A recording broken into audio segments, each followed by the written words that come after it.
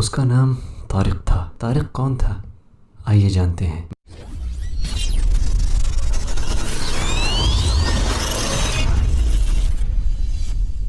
مس عائشہ ایک چھوٹے سے شہر میں پرائمری اسکول کلاس 5 کی ٹیچر تھیں۔ ان کی ایک عادت تھی کہ وہ کلاس شروع کرنے سے پہلے ہمیشہ آئی لو یو آل بولا کرتی، مگر وہ جانتی تھیں کہ وہ سچ نہیں کہتی۔ وہ کلاس کے تمام بچوں سے یکساں پیار نہیں کرتی تھی۔ کلاس میں ایک ایسا بچہ تھا جو مس عائشہ کو ایک آنکھ نہ بھاتا۔ اس کا نام طارق تھا۔ طارق میلی کچیلی حالت میں اسکول آ جایا کرتا۔ اس کے بال بگڑے ہوئے ہوتے، جوتوں کے تسمے کھلے ہوئے، قمیص کے کالر پر میل کا نشان۔ لیکچر کے دوران بھی اس کا دھیان کہیں اور ہوتا۔ مس عائشہ کے ڈانٹنے پر وہ چونک کر انہیں دیکھنے لگتا، مگر اس کے خالی خولی نظروں سے انہیں صاف پتہ لگتا رہتا کہ طارق جسمانی طور پر کلاس میں موجود ہونے کے باوجود بھی دماغی طور پر غائب ہے۔ رفتہ رفتہ مس عائشہ کو طارق سے نفرت سی ہونے لگی۔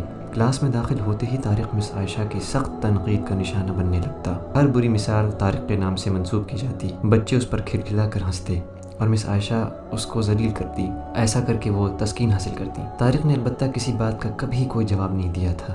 مس عائشہ کو وہ ایک بے جان پتھر کی طرح لگتا جس کے اندر احساس نام کی کوئی چیز نہیں تھی۔ ہر ڈانٹ، طنز اور سزا کے جواب میں وہ بس اپنے جذبات سے آری نظروں سے انہیں دیکھا کرتا اور سر جھکا لیا کرتا۔ مس عائشہ کو اب اس سے شدید چڑ ہو چکی تھی۔ پہلا سیشن ختم ہوا اور رپورٹس بنانے کا مرحلہ آیا تو مس عائشہ نے طارق کی پروگریس رپورٹ میں اس کی تمام برائیاں لکھ ماری۔ پروگریس رپورٹ والدین کو دکھانے سے پہلے ہیڈ مسٹریس کے پاس جایا کرتی تھی۔ انہوں نے جب طارق کی رپورٹ دیکھی تو مس عائشہ کو بلا لیا۔ مس عائشہ، پروگریس رپورٹ میں کچھ تو پروگریس بھی نظر آنی چاہیے۔ آپ نے تو جو کچھ لکھا ہے اس سے طارق کے والدین اس سے بالکل ہی نا امید ہو جائیں گے۔ میں معذرت خواہ ہوں مگر طارق ایک بالکل ہی بدتمیز اور نکما بچہ ہے۔ مجھے نہیں لگتا کہ میں اس کی پروگریس کے بارے میں کچھ لکھ سکتی ہوں۔ مس عائشہ نفرت انگیز لہجے میں بول کر وہاں سے اٹھ گئیں۔ ہیڈ مسٹریس نے ایک عجیب حرکت کی۔ انہوں نے چپراسی کے ہاتھ مس عائشہ کے ڈیسک پر طارق کے گزشتہ سالوں کی پروگریس رپورٹس رکھوا دیں۔ اگلے دن مس عائشہ کلاس میں داخل ہوئی تو رپورٹس پر نظر پڑی۔ الٹ پلٹ کر دیکھا تو پتہ لگا کہ یہ طارق کی رپورٹس ہیں۔ پچھلے کلاسوں میں بھی اس نے یقیناً یہی گل کھلائی ہوں گی، انہوں نے سوچا، اور کلاس 3 کی رپورٹ کھولی۔ رپورٹس میں ریمارکس پڑھ کر ان کی حیرت کی کوئی انتہا نہ رہی جب انہوں نے دیکھا کہ رپورٹ اس کے تعریفوں سے بھری پڑی ہے۔ طارق جیسا ذہین بچہ میں نے آج تک نہیں دیکھا، انتہائی حساس بچہ ہے اور اپنے دوستوں اور ٹیچر سے بے حد لگاؤ رکھتا ہے۔ آخری سیمسٹر میں بھی طارق نے پہلی پوزیشن حاصل کر لی ہے۔ مس عائشہ نے غیر یقینی کی حالت میں کلاس 4 کی رپورٹ کھولی۔ اس میں لکھا تھا، طارق نے اپنی ماں کی بیماری کا بے حد اثر لیا ہے، اس کی توجہ پڑھائی سے ہٹ رہی ہے۔ طارق کی ماں کو آخری سٹیج کا کینسر ہے، گھر پر اس کا اور کوئی خیال رکھنے والا نہیں، جس کا گہرا اثر اس کی پڑھائی پر پڑا ہے۔ طارق کی ماں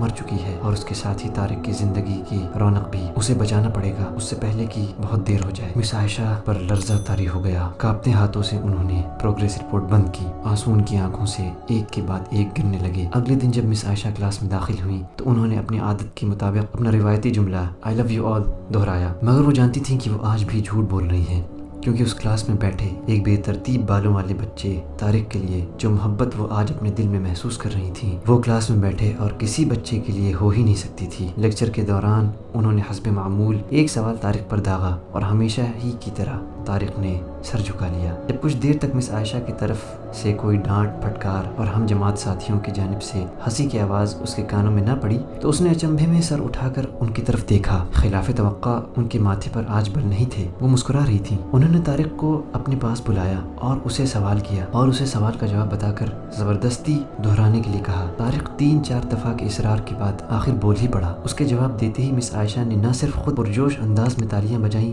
بلکہ باقی سب سے بھی بجوائیں۔ پھر تو یہ روز کا معمول بن گیا۔ مس عائشہ ہر سوال کا جواب اسے خود بتاتی اور پھر اسی کی خوب پذیرائی کرتی۔ ہر اچھی مثال طارق سے منسوب کی جانے لگی۔ رفتہ رفتہ پرانا طارق سکوتی قبر پھاڑ کر باہر آ گیا۔ اب مس عائشہ کو سوال کے ساتھ جواب بتانے کی ضرورت نہ پڑتی۔ وہ روز بلا نقص جوابات دے کر سب کو متاثر بھی کرتا اور نت نئے سوالات پوچھ کر سب کو حیران بھی۔ اس کے بال اب کسی حد تک سنورے ہوئے تھے، کپڑے بھی کافی حد تک صاف ہوتے جنہیں شاید وہ خود دھونے لگا تھا۔ دیکھتے ہی دیکھتے سال ختم ہو گیا اور طارق نے دوسری پوزیشن حاصل کر لی۔ الوداعی تقریب میں سب بچے مس عائشہ کے لیے خوبصورت تحفے تحائف لے کر آئے اور مس عائشہ کے ٹیبل پر ڈھیر کرنے لگے۔ ان خوبصورتی سے پیک ہوئے تحائف میں ایک پرانے اخبار میں بدسلیقہ طرز پر پیک ہوا ایک تحفہ بھی پڑا تھا۔ بچے اسے دیکھ کر ہنس پڑے۔ کسی کو جاننے میں دیر نہ لگی یہ تحفے کے نام پر یہ چیز طارق لایا ہوگا۔ مس عائشہ نے تحائف کے اس چھوٹے سے پہاڑ میں سے لپک کر اسے نکالا، کھول کر دیکھا اس کے اندر ایک لیڈیز پرفیوم کی آدھی استعمال شدہ شیشی اور ایک ہاتھ میں پہننے والا ایک بوسیدہ سا کڑا تھا جس کے زیادہ تر موتی جھڑ چکے تھے۔ مس عائشہ نے خاموشی کے ساتھ اس پرفیوم کو خود پر छिड़का और हाथ में कड़ा पहन लिया। बच्चे ये मंजर देखकर हैरान रह गए, खुद तारिक भी। आखिर तारिक से रहा ना गया और मिस आयशा के करीब आकर खड़ा हो गया। कुछ देर बाद उसने अटक अटक कर लरसते होठों से मिस आयशा को बताया कि आज आपसे बिल्कुल मेरी माँ जैसी खुशबू आ रही है। वक्त पर लगाकर उड़ने लगा। दिन हफ्तों, हफ्ते महीनों और महीने साल में बदलते, भला कहाँ देर लगती है। मगर हर साल के इख्तिमाम पर मिस आयशा को तारिक की तरफ से एक खत बाकायदगी के साथ मौसूल होता, जिसमें लिखा होता कि मैं इस साल बहुत सारे नए टीचर्स से मिला, मगर आप जैसा कोई नहीं था। फिर तारिक का स्कूल ख़त्म हो गया और खतूत का सिलसिला भी। कई साल मजीद गुजरे और मिस आयशा रिटायर हो गईं। एक दिन उन्हें अपनी डाक में तारिक का ख़त मिला, जिसमें लिखा था, इस महीने के आखिर में मेरी शादी है और मैं आपकी मौजूदगी के सिवा शादी का सोच भी नहीं सकता। एक और बात, मैं ज़िंदगी में बहुत सारे लोगों से मिल चुका हूँ, आप जैसा कोई नहीं है, फ़कत डॉक्टर तारिक। साथ ही जहाज़ का रिटर्न टिकट भी लिफाफे में मौजूद था।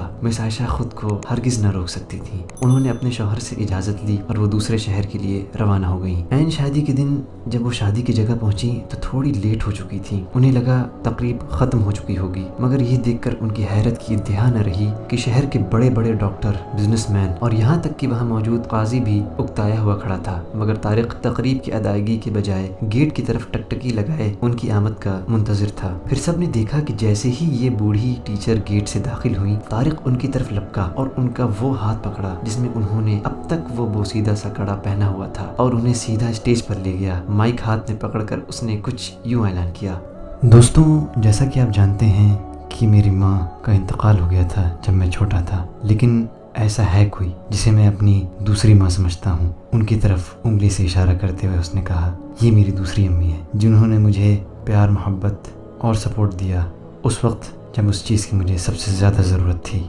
हर कोई हॉल में खड़ा हो गया। लोग खुशी के मारे रो रहे थे और तालियां बजा रहे थे। इस वीडियो को शेयर करें ताकि हमारे मुल्क में भी जो टीचर हैं वो रोल मॉडल बने और तारिक की तरह के बच्चे ज़ाय ना हों। इस चैनल को सब्सक्राइब करना ना भूलें। एक तमहीदी बात, औरतों का परफ्यूम लगाना जायज़ नहीं है, लेकिन इतना लगाया जा सकता है जिससे उसकी खुद की बदबू दूर हो जाए और ये दूसरों के लिए फितने का बायस ना हो।